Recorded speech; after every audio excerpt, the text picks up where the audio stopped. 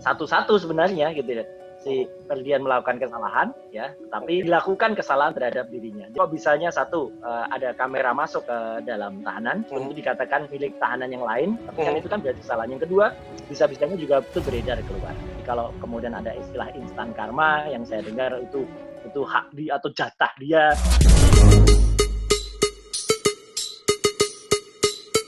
Gimana Mas kalau misalnya tanggapan Mas Roy Suryo kalau ngikutin media sosial yang ramai sekarang kan ada YouTuber tuh yang namanya Ferdian Paleka. Sekarang sudah diamankan polisi. Tapi kita juga tahu bahwa ada video yang viral juga. Bukan hanya video prank sampahnya aja, tapi video di mana yang bersangkutan dipelonco. Ada dua kasus itu. Ya. Betul. Ya. Tanggapan Mas Roy gimana Mas? Ya, memang ada dua hal yang ingin saya sampaikan. Yang pertama, kasus dia lakukan itu satu kasus tersendiri dan itu sudah ditangani oleh Polri. Itu jelas salah ya. Artinya maksudnya bercanda ya, ngeprang itu nggak bercanda, tapi bercandanya kelewatan lah. Apapun alasan dia kan dia nggak ingin waria itu ada kelihatan di bulan suci Ramadan. Menurut saya itu berlebihan lah alasan itu, dan dia melakukan itu kepada waria dan kepada kelompok orang, dan itu sudah ditangkap. Kalau menurut saya itu sudah benar, tindakan aparat sudah benar sampai dengan mengejar. Dan ketika dia ditangkap itu ada video penangkapannya ketika di tol ya, kalau kita perhatikan itu masih oke ya, biasa kita lihat acara-acara kayak acara kriminal, patroli, buzzer dan lain sebagainya, iNews itu tuh biasa kayak gitu ya. Artinya polisi melengkapi dirinya dengan kamera sekaligus juga untuk bukti kalau memang misalnya ada komplain dari keluarga atau dari apa itu oke. Nah, tapi yang kedua ini yang kemudian viral beredar itu yang menurut saya malah agak berbalik ya. Artinya agak berbalik tuh sebenarnya dia si Ferdian bisa kemudian menjadi korban gitu. Korban karena apa? Karena kemudian apa yang dia alami bersama dua rekannya tahanan Tabes Bandung itu memang tidak ya terjadi gitu ya. Karena kan harusnya memang kepolisian juga menjamin, polisi juga harus menjamin bagaimana keamanan dan keselamatan dari tahanan ya gitu. Meskipun saya dengar sudah bertiga sudah dipindah supaya tidak terjadi bullying lagi terhadap mereka dari pelaku yang lain. Tapi menurut saya beredarnya video itu yang konon itu katanya, itu saya nggak tahu ya, Mas Abraham Zulaban percaya nggak itu, katanya itu diselundupkan oleh makanan masuk dari luar, kok bisa gitu ya, kita ada perangkat komunikasi. Jadi harusnya itu tidak terjadi. Jadi inilah efek memang dari media teknologi komunikasi sekarang yang begitu cepat, begitu mudah dan menyebar. Jadi di sini sebenarnya ya satu-satu sebenarnya gitu ya. Si Ferdian melakukan kesalahan ya, tetapi dia dilakukan kesalahan terhadap dirinya. Jadi menurut saya Polri harus juga sebenarnya tidak hanya polisinya yang kemudian juga sanksi ya. Kalau menurut saya harus ada tindakan dari atasannya. Karena apa? Kok bisanya satu ada kamera masuk ya ke dalam tahanan, meskipun itu dikatakan milik tahanan yang lain, tapi kan itu kan berarti kesalahan. Yang kedua, bisa-bisanya juga itu beredar keluar. Gitu. Jadi ya harus ada tindakan supaya bukan meringankan yang pertama, bukan meringankan kesalahan Ferdian yang pertama, tapi dua ini harus berjalan seiring dan diusut keduanya. Itu Mas. Kalau misalnya orang menilai ini sebagai bentuk tahanan baru yang dipelonco oleh tahanan lama, disuruh push up, dan juga kalau kita lihat penampilannya Ferdian ya, udah digunduli begitu ya Mas. Menurut Mas Roy, apakah memang ini semua sudah sesuai dengan prosedur yang seharusnya? Ya, mohon maaf kalau soal diguli ini memang pro dan kontra ya gitu. Karena kita juga lihat, kalau saya pribadi ya, mohon maaf untuk Ferdian juga orang yang simpati pada dia ya, bisa jadi atau memahami dalam tanda kutip yang bahasa kepolisian atau bahasa pejabat itu memahami perilaku polisi. Yang saya justru tidak paham atau kasihan tuh penggundulan itu terjadi pada kasus yang lain. Mas Abe kalau lihat kasus guru beberapa bulan lalu di Jogja, ya di Sleman itu digunduli. Kalau itu saya ikut geram, nggak selayaknya guru itu digunduli meskipun ada korban jiwa. Tapi kan guru itu pada tragedi anak yang hanyut dan meskipun meninggal ya tidak sepantasnya begitu. Tapi kalau Ferdian ya, saya mohon maaf kalau soal digunduli ya tahanan yang lain juga lah gitu. Jadi menurut saya itu masih oke. Ini opini saya. Tapi kalau soal dia dibully yang lain terus kemudian disuruh push up dan sebagainya, ya memang harusnya polisi melindungi para tahanan agar tidak kemudian terjadi. Karena bukan hanya, mohon maaf ya Mas Abe dan juga yang ngikutin diskusi kita, kadang-kadang pelecehannya tidak sampai hanya digunduli loh ya. Gitu. Baik di LP maupun di kepolisian itu harus ditinjau kuota dari ruang tahanannya. Karena kalau dicampur, bisa jadi pelaku yang mungkin kejahatannya di dunia maya kayak ngeperang kayak gini, dicampur dengan tahanan yang kriminal, tahanan yang sudah kelas tinggi, kelas berat gitu. Nah, bisa jadi nanti perilakunya lebih dari itu. Mohon maaf, antara lelaki bisa terjadi sesuatu nanti. Sebagian besar netizen yang berkomentar bahwa ini adalah instan karma. Apa yang didapatkan Ferdian itu sudah sepantasnya di dalam rutan. Meskipun kita mengetahui bahwa dalam asas hukum kita, presumption of innocent, diduga tidak bersalah, sampai pada akhirnya itu putusan bersifat inkrah dan sebagainya. Bagaimana tanggapan Mas Roy?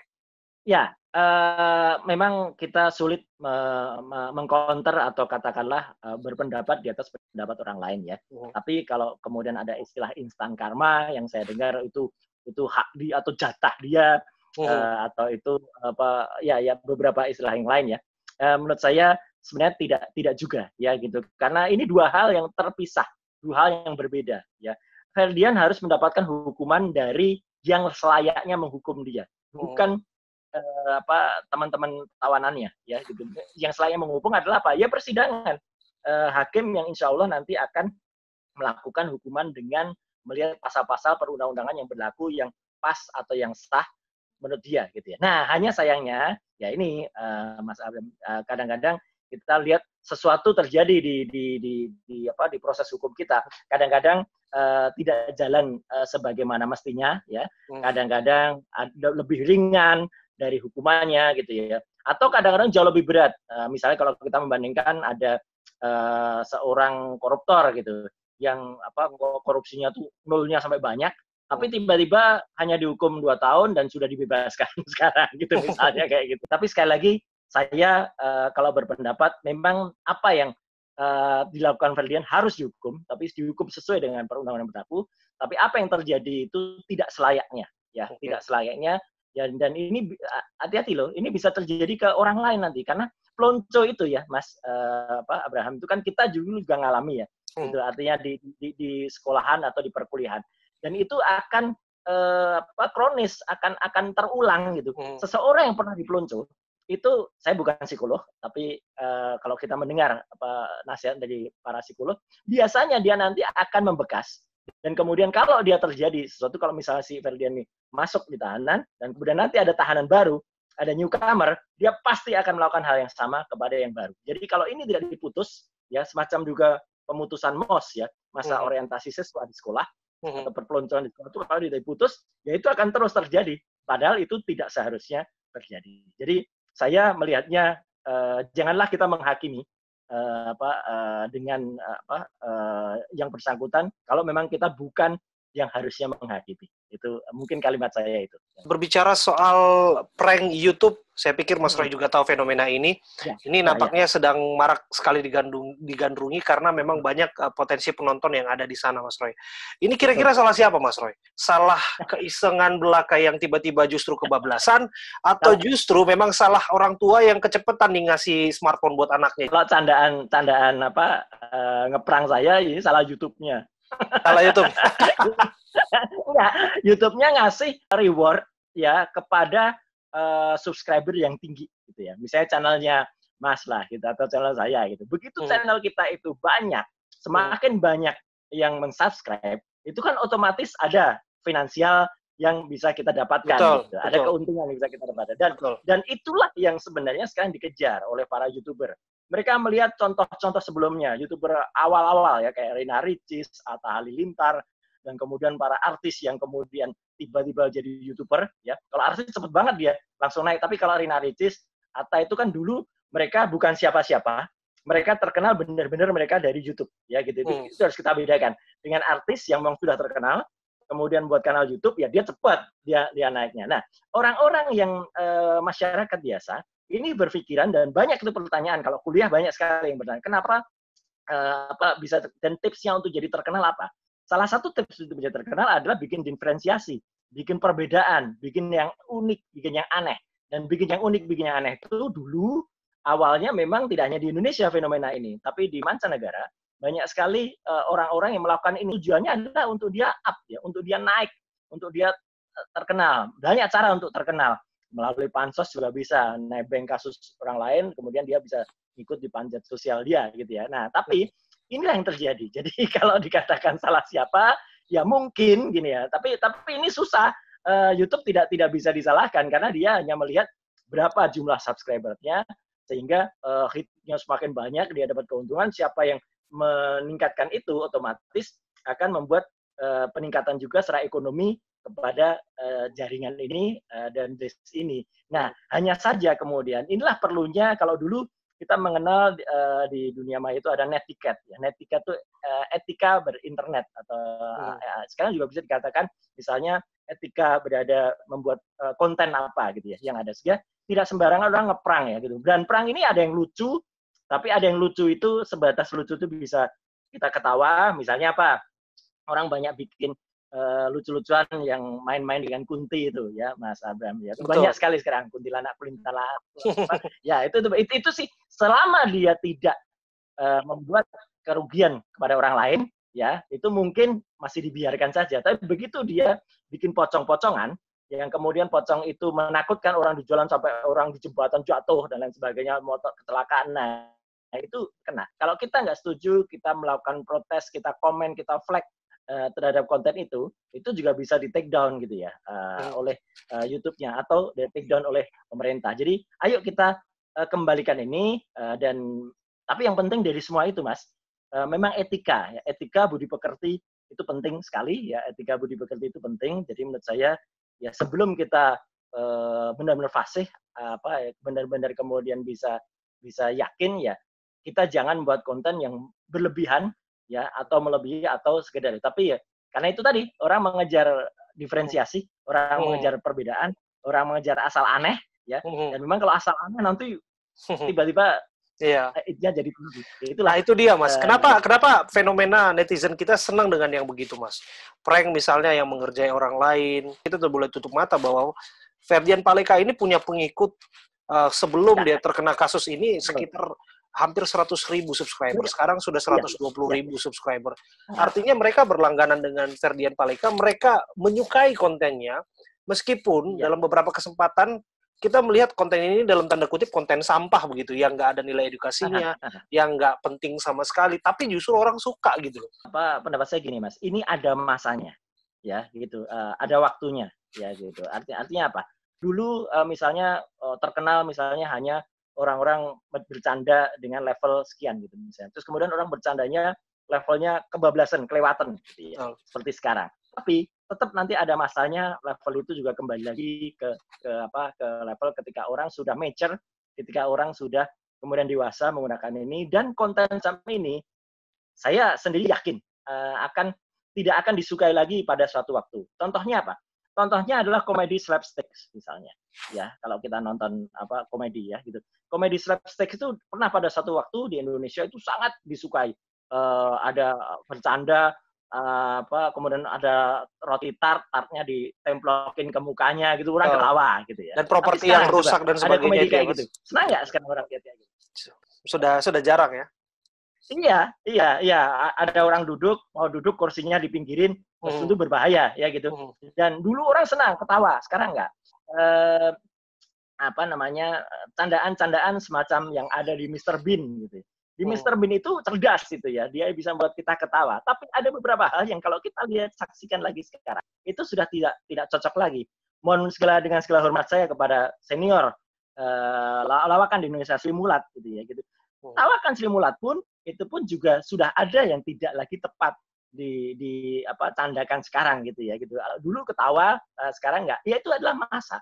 Dan saya percaya Mas Abraham dan para pemirsa adalah juga ini akan sampai kepada level mature. Jadi ketika kita sendiri sudah jenuh, ketika kita sendiri sudah tidak lagi suka dengan konten-konten ngeprang yang tidak bermutu ya kalau menurut saya semacam itu nanti akan ditinggalkan dan orang bikin gitu malah nanti akan dimarah-marahin dan kemudian dia akan lewat. Candaan kayak gini saya percaya pada suatu waktu itu akan lewat dan digantikan dengan yang lain ya dan yang lebih beretika, lebih kemudian bermartabat lah gitu. Bagaimana harusnya pemerintah juga melihat bahwa ada kebebasan ekspresi yang memang harus dihargai, di sisi lain juga ada Undang-Undang ITE yang juga memang menjadi payung hukum, jadi sekat-sekat agar tidak kebablasan begitu, Mas. Mohon maaf kalau saya berpikir dari tadi, Mas pasti akan tanya ini.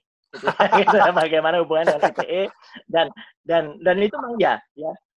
Enggak, karena itu memang harus ditanyakan. Karena memang kebetulan Indonesia itu sangat minim perangkat undang-undangnya. ITE tidak seharusnya dia menjadi omnibus law di bidang teknologi ya. Seperti sekarang ini ITE itu seolah-olah omnibus ya. Apapun dia pakai ITE. Padahal seharusnya tidak. Ya, ITE ini sudah ketinggalan kalau dilihat revisinya yang terakhir itu 2016, tapi sebetulnya dia 2011 undang-undang itu ya karena itu 2008 karena dia Undang-Undang Nomor 11 tahun 2008 bahkan itu dibuat dirancang ketika ya kami dulu masih menjadi penggiat ya saya Kang Ono Purbo ya Mas Budi Raharjo, Mas Heru Nugroho itu masih bergulat dengan pemasaran internet di seluruh Indonesia waktu itu tahun 2000-an dengan internet roadshow waktu itu. Jadi sudah lama sekali sebenarnya jadi paradigma yang ada di dalam undang ITE pun itu sebenarnya sudah paradigma di tahun 2000-an atau bahkan tahun 90-an. Karena dulu ada dua undang-undang, ada cyber law dari Unpad dan juga undang-undang informasi elektronik dari UI yang kemudian kita gabungkan. Bahkan yang lebih parah lagi, ini terus terang, kita masih menggunakan undang-undang telekomunikasi nomor 36 tahun 99. Nah, harusnya memang pemerintah lebih memikirkan, tidak hanya membuat misalnya ada SK Kapolri atau Permen, tapi buat undang-undang yang lebih bisa mengatur di dalamnya dengan lebih mengakomodasi kemajuan teknologi. Sebenarnya ada rancangan undang-undang pengganti undang-undang telekomunikasi, namanya rancangan undang-undang konvergensi telematika. Tapi sayangnya sekarang sudah tidak lagi dibahas, bahkan mungkin malah akan tergantikan dengan undang yang lain. Ada PDP, perlindungan data pribadi. Ini bagian dari ITE. Ada sebenarnya rancangan undang-undang TPT. Tindakan untuk perlindungan untuk teknologi informasi ya. Sekali lagi ayo kita dewasakan dunia media sosial kita. Kasus seperti Ferdian ini memang tidak layak terjadi. Jadi itu dia sudah kena akan kelakuannya, dia ngeperang dengan sampah itu, tapi apa yang dia terima di kepolisian itu, di tahanan kepolisian, itu pun juga tidak layak terjadi pada dia. Saya mungkin tidak tepat mengatakan kasihan dia, ya nanti banyak yang marah gitu ya. Tapi menurut saya itu dua hal yang berbeda.